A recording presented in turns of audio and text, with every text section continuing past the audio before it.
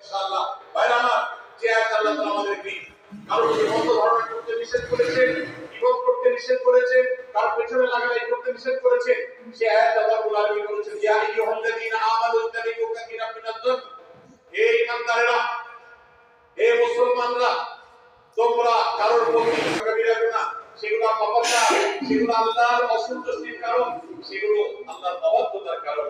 এজন্য ভাই কারোর প্রতি মন্দ ধারণা করা যাবে না।